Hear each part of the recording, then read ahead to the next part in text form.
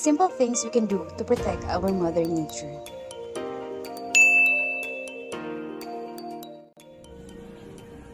Follow the 3 R's to conserve natural resources and landfill space.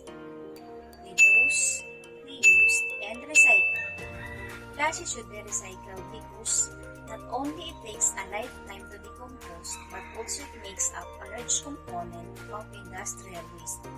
The benefits of recycling are: it reduces the amount of waste sent to our landfills, which helps to prevent water pollution, conserve natural resources for future generations.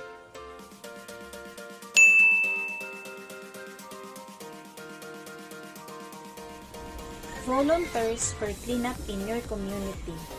You can get involved in protecting your watershed too.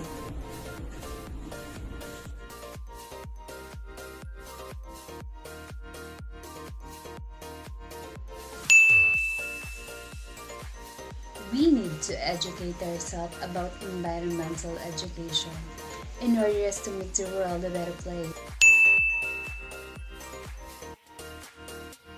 Conserve water. Conserving water is important because it keeps water pure and clean while protecting the environment. Conserving water means using water supply wisely and be responsible. As every individual depends on water for livelihood, we must learn how to keep our limited of water. Here's the 3 example. Stop leaks, replace old wells, provide only the water plants need.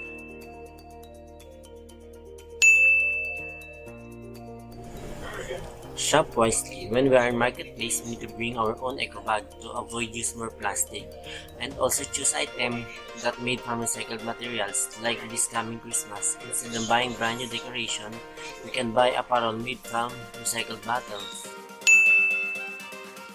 We can also protect our planet by using a long-lasting light like LED bulb. It helps us to reduce waste of old fluorescent, and it can last up to 50,000 hours of usage. Plant trees. Trees provide food and oxygen. Planting trees for the environment is good as they are renewable, biodegradable, and recyclable. If we plant 20 million trees, the earth will get with 260 million more tons of oxygen. Here's the 5 reasons.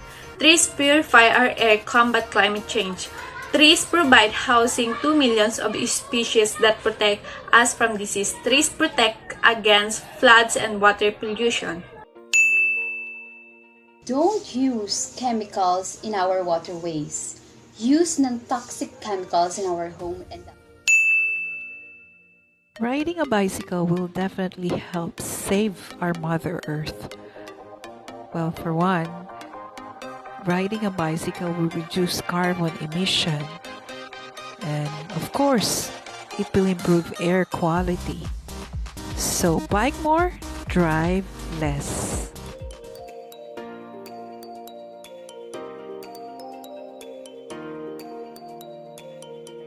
Hi, I'm Danica Ariel, Alpha 11E1.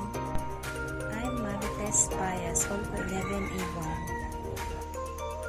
Arnie Apolinaria,